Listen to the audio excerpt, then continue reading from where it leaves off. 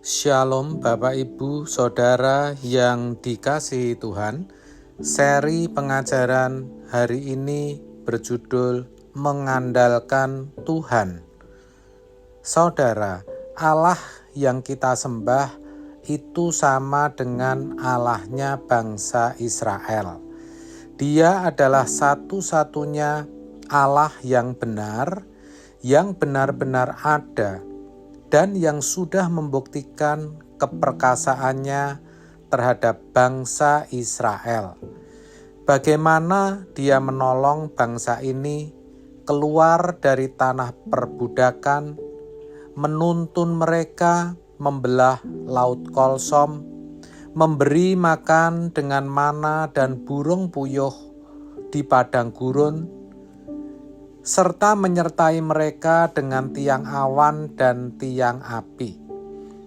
Allah yang diandalkan Daniel, Sadrah, Mesah, dan Abednego begitu mendebarkan ketika mereka dimasukkan ke dalam gua singa dan dapur api, tapi Tuhan melindungi dan menyelamatkan mereka.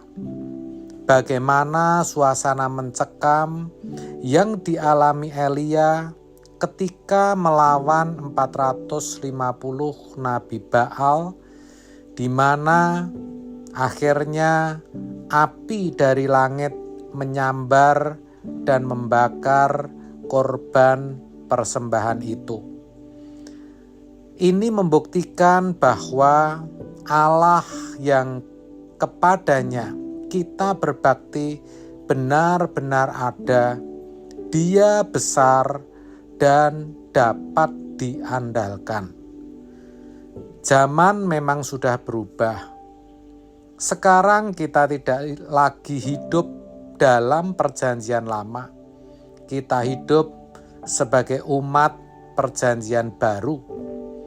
Tapi ingat, sekalipun pergumulan hidup yang kita alami berbeda dengan bangsa Israel dan para tokoh iman yang Allah tolong waktu itu, tapi pribadi Allah tetap sama, kuasanya sama, kasihnya sama. Dia Allah yang peduli akan hidup kita, bahkan yang peduli atas keselamatan kekal kita. Dialah yang pelihara kita hari lepas hari.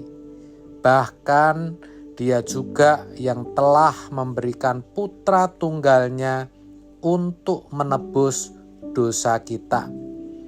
Dia tetap Allah yang layak kita andalkan. Yeremia 17 ayat 7-8 berkata, "Diberkatilah orang yang mengandalkan Tuhan, yang menaruh harapannya pada Tuhan. Ia akan seperti pohon yang ditanam di tepi air, yang merambatkan akar-akarnya ke tepi batang air, dan yang tidak mengalami datangnya panas terik, yang daunnya tetap hijau, yang tidak khawatir dalam tahun kering, dan yang tidak berhenti menghasilkan buah." Ini menggambarkan orang yang mengandalkan Tuhan dengan pohon yang berakar kuat dan terus menghasilkan buah meskipun dalam keadaan sulit. Buah yang dimaksud adalah buah roh atau sikap hidup yang benar dalam menghadapi persoalan kehidupan ini. Sekalipun ada alasan untuk kecewa, orang yang mengandalkan Tuhan memilih untuk tidak kecewa. Sekalipun tidak ada alasan untuk bersukacita atau bersyukur, tapi orang yang mengandalkan Tuhan tetap bisa bersukacita dan bersyukur. Orang yang seperti ini hidupnya tidak hanya diberkati Tuhan, tapi jiwanya juga diselamatkan. Satu hal, saudara, Allah itu roh. Dia tidak kelihatan.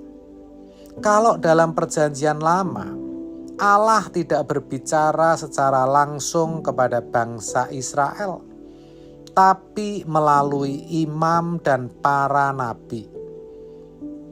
Sedangkan dalam perjanjian baru, Allah memimpin kita, berbicara kepada kita melalui penyingkapan firman oleh pertolongan Roh Kudus.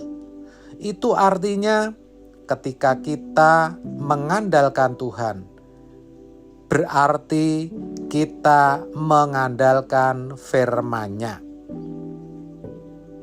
Pertanyaannya, bagaimana agar kita bisa mengandalkan firman? Bagaimana agar kuasa firman itu bisa nyata dalam hidup kita?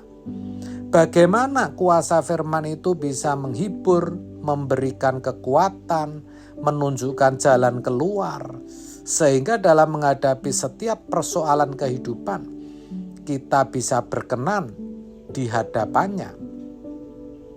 Yang pertama, kita harus rajin baca firman. Itulah sebabnya ada bacaan Alkitab 1 tahun, di mana di sana biasanya dituliskan tiap hari 2 pasal dalam perjanjian lama dan 2 pasal dalam perjanjian baru. Terkait hal ini, kalau dalam bahasa Indonesia ada istilah katam yang artinya sudah diselesaikan. Penting bagi setiap kita agar bisa mengandalkan Tuhan melalui firman-Nya. Kita harus memiliki bekal firman yang cukup. Kita harus bisa selesai dalam membaca Alkitab dari Kejadian sampai Wahyu. Bahkan semakin banyak kita selesaikan, semakin banyak persediaan firman yang kita miliki. Ibarat obat, kita tidak hanya memiliki 1 tablet, tetapi kita memiliki beberapa tablet. Ingat, firman itu ibarat obat yang akan mengobati sakit rohani kita. Apakah itu kekecewaan, apakah itu iri hati, apakah itu kesombongan. 1 firman berguna untuk semua penyakit rohani. Ini harus kita ingat, saudara. Yang kedua, firman yang kita baca harus kita mengerti. Jadi jangan asal baca, kita renungkan, kita minta tuntunan Roh Kudus, lalu kita terima dan kita goreskan dalam hati kita. Harus sampai melukai hati kita, tertancap di dalam hati kita. Betul-betul firman itu harus, istilah gampangnya, sederhananya, kita harus benar-benar sampai hafal di luar kepala, saudara. Yang ketiga, firman itu harus kita amalkan, harus kita lakukan. Bukan hanya sebagai wacana atau pengetahuan di kepala. Pada tahap inilah, pada level inilah, Allah membersihkan kotoran-kotoran yang ada dalam hati kita. Secara perlahan tapi pasti, kita diproses untuk kembali ke rancangannya semula. Seiring berjalannya waktu, kemelesetan, ketidaktepatan, sikap perbuatan kita dengan pikiran dan perasaan Allah semakin berkurang. Inilah sejatinya proses menjalani hidup kudus, hidup tidak bercacat dan tidak bercela. Pada tahap inilah sesungguhnya kita mengandalkan Allah melalui kuasa firman-Nya. Hidup kita pasti diubahkan keinginan-keinginan kita pun jadi berubah. Kita tidak mungkin punya keinginan yang aneh-aneh. Cara pandang kita terhadap orang lain pun berubah. Kita melihat orang pasti dengan hati yang penuh belas kasihan. Apalagi terhadap orang yang kedagingannya masih kuat, yang masih suka dipuji, yang orientasi hidupnya masih uang atau harta, yang masih mudah tersinggung, kita kasihan kepada mereka. Selain itu, satu hal yang harus kita tahu. Ketika kita sampai pada level ini, Tuhan pasti pakai hidup kita sebagai alatnya untuk menyatakan kemuliaannya. Hidup kita pasti diberkati. Senantiasa ada damai dan sukacita di hati. Amin. Tuhan Yesus memberkati.